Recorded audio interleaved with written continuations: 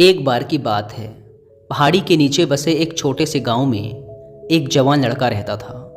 वह लड़का उस पूरे गांव में अपने आलस्य और काम चोरी के लिए प्रसिद्ध था। सभी गांववासी उसे आलसी कहकर ही पुकारते थे, क्योंकि वह पूरे दिन एक पेड़ के नीचे पड़ा रहता, झपकियां लेता और अपने भविष्य के बारे में अच्छे अच्छे सपने देखता। उसके दिन ऐसे ही आलस्य में गुजर रहे थे। लेकिन एक दिन उस गांव में एक बौद्ध भिक्षु पधारे, जो कि अगले 3 दिनों तक उसी गांव में ठहरने वाले थे। बौद्ध भिक्षु गांव में भिक्षा मांगते, दिन भर लोगों को उपदेश देते और रात्रि में गांव के बाहर बने बौद्ध मठ में विश्राम करते। बौद्ध भिक्षु जब भी भिक्षाटन के लिए जाते और भिक्षा लेकर वापस लौटते, तो वो हर बार उस जवान लड़के को उसी पेड़ के नीचे लेटा हुआ पाते। बौद्ध भिक्षु 2 दिनों तक ये सब देखते रहे और वो समझ गए कि यह लड़का मानसिक आलस्य का गुलाम है। तीसरे दिन जब बौद्ध भिक्षु भिक्षा लेकर वापस लौट रहे थे, तो वह उस लड़के के पास गए, जो कि अभी भी उसी पेड़ के नीचे लेटा हुआ था। भिक्षु ने लड़के से कहा, बेटे, मेरे पास तुम्हारे लिए एक काम है। मैं चाहता हूँ कि तुम उस पहाड़ी की चोटी तक जाओ और वहाँ से मेरे लिए एक पंख लेकर आओ। लड़के ने लेटे लेटे ही अपना सिर पहाड़ी की तरफ घुमाया और उसकी सबसे ऊंची चोटी तक अपनी नज़र दौड़ाई। उसके बाद उसने बौद्ध भिक्षु की तरफ देखा और उपहास उड़ाते हुए कहा, यह असंभव है, मैं उस पहाड़ी के शिखर तक नहीं जा सकता, मैं बहुत आलसी हूँ। बौद्ध भिक्षु ने मुस्कुराते हुए कहा, अरे, लेकिन मुझे जिस पंख की तलाश है वो इस पहाड़ी के शिखर पर भी नहीं मिलेगा। वो तो इस पहाड़ी के दूसरी तरफ एक गुफा के अंदर मिलेगा, जिसके लिए इस पहाड़ी के शिखर तक चढ़कर दूसरी तरफ नीचे उतरना होगा। लेकिन वह कोई साधारण पंख नहीं है। ऐसा पंख तुमने आज तक नहीं देखा होगा। वो एक बहुत ही दुर्लभ लेकिन सुंदर पंख है, जो अपनी रोशनी बिखेरता है। भिक्षु की इन बातों से उस लड़के के अंदर उत्सुकता जागी। उसने आज से पहले ऐसे किसी पंख के बारे में कभी नहीं सुना था और ऐसे रोमांचक सफ़र के बारे में सोचकर वह अंदर से उत्साहित हो उठा। इसीलिए उसने भिक्षु की चुनौती को स्वीकार करने का निश्चय किया और वह पहाड़ी की तरफ चल पड़ा। लेकिन चढ़ाई बहुत लंबी और कठिन थी। जल्द ही लड़के का शरीर थकने लगा, सांस फूलने लगी और शरीर से काफ़ी पसीना बहने लगा। लेकिन फिर भी उसने चलना जारी रखा। वो जैसे जैसे ऊपर और ऊपर चढ़ता गया, उसे प्रसन्नता और उत्साह की अनुभूति होने लगी, जिसे उसने आज से पहले कभी महसूस नहीं किया था। अंततः जब वह कड़ी मेहनत और लंबे प्रयास के बाद पहाड़ी के शिखर पर पहुंचा, तो वह पूरी तरह से थक चुका था। लेकिन वह बहुत खुश था। उसे अंदर से आत्मसंतुष्टि का एहसास हो रहा था। उसके चेहरे पर योद्धाओं जैसी मुस्कान थी, जैसे उसने कोई युद्ध जीत लिया हो। उसने पहाड़ी के शिखर से नीचे देखा। उसके सामने एक बहुत ही मनमोहक दृश्य था। उसने अपने अंदर एक उपलब्धि की भावना महसूस की, जो उसने आज से पहले कभी नहीं की थी। लेकिन असली चुनौती आगे थी। लड़के को पहाड़ के दूसरी ओर उतरना था और उस गुफा को ढूंढना था जहां पंख के मिलने की बात कही गई थी। नीचे उतरना और भी ज़्यादा मुश्किल व खतरनाक था, क्योंकि ढलान ज़्यादा खड़ी थी और चढ़ाई के समय लड़का कई बार लड़खड़ाया और गिरा भी था, तो वह डर भी उसके अंदर था। लेकिन भिक्षु को पंख लाकर देने के वादे की वजह से वह लगातार आगे बढ़ता रहा।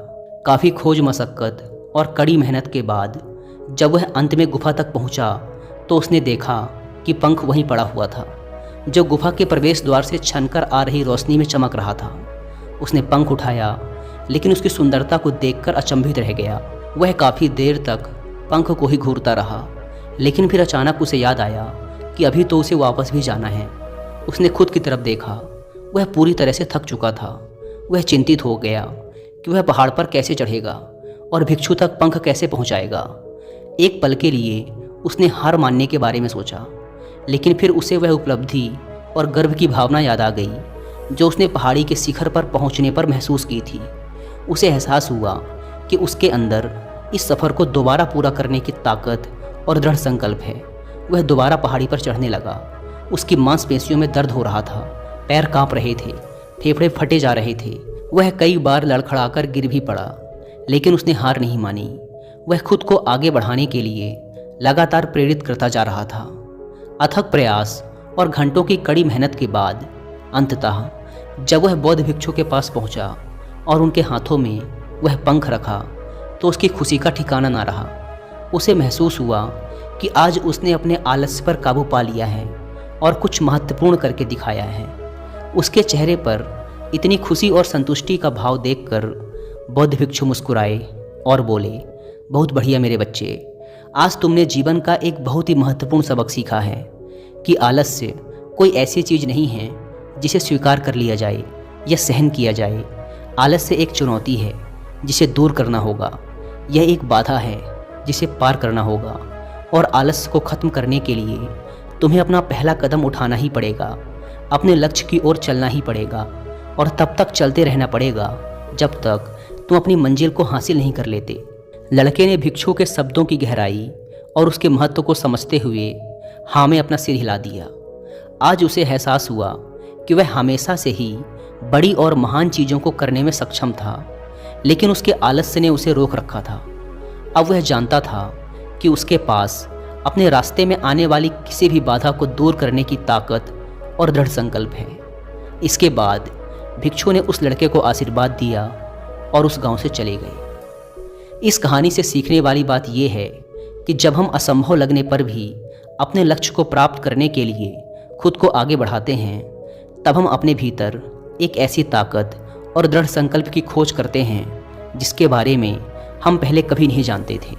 आलस्य पर काबू पाने के लिए हमें खुद को चुनौती देनी चाहिए और बड़े व महत्वाकांक्षी लक्ष्य बनाने चाहिए।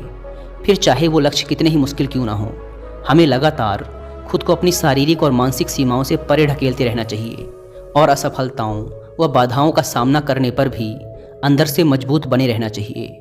हमें अपने लिए एक नियम बनाकर और उस पर टिके रहकर अपने दैनिक आदतों और दिनचर्या में अनुशासन और निरंतरता भी विकसित करनी चाहिए। हम कुछ ऐसी अच्छी आदतें बना सकते हैं जो हमें मन न लगने पर भी ध्यान केंद्रित करने और क्रियाशील बने रहने में मदद करती हैं। एक और महत्वपूर्ण बात, आलस्य पर काबू पाने का मतलब विकास की मानसिकता विकसित करना है। इसका मतलब चुनौतियों और असफलताओं को विकास और सीखने के अवसरों के रूप में देखना, ना कि हार मानने के कारणों के रूप में। विकास की मानसिकता को अपनाकर हम असफलता के बारे में अपनी सोच को नया रूप दे सकते हैं और इसका अपने सुधार व सीखने के लिए उपयोग कर सकते हैं। और अंत में हमें अपने आलस्य पर काबू पाने के लिए अपने आराम को छोड़कर जीवन की चुनौतियों और अवसरों को स्वीकार करना ही पड़ेगा।